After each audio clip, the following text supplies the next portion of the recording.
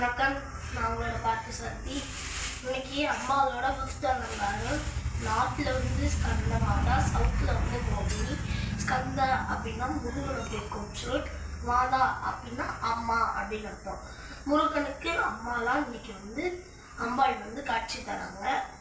இன்னைக்கு அம்பாள் வந்து முருகனை தூக்கிட்டனால அமைதியாக சாந்தமாக வந்து இருக்காங்க. மற்ற அவதாரத்துலலாம் கொஞ்சம் உக்ரமாக இருக்க மாதிரி இருக்கும், ஆனால் இந்த அவதாரத்தில் சாந்தமாக இருக்காங்க. அதே மாதிரி அன்னைக்கு நம்ம பார்த்த பிரம்மச்சாரிணி அப்படி தான். அந்த அம்மாவும் இந்த அம்மாவும் வந்து சாந்தப்படும், ஆனால் அமைதி வந்து சாந்தப்படும்.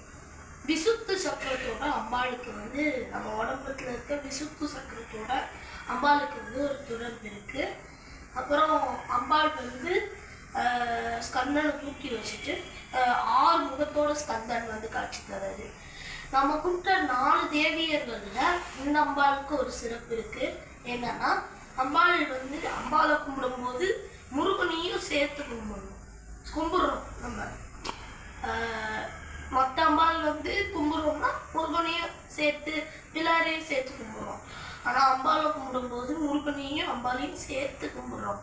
ஏன்னா முருகன் வந்து மடியில் இருக்காரு இல்லையா. இந்த அம்பாளுக்கு வந்து 2 கரங்களில் தாமரை ஏந்தி, ஒரு கரங்களில் முருகனை அணைச்சு, இன்னொரு கரங்களில் அருள் புரியுறாங்க அம்பாள். நன்றி, வணக்கம்.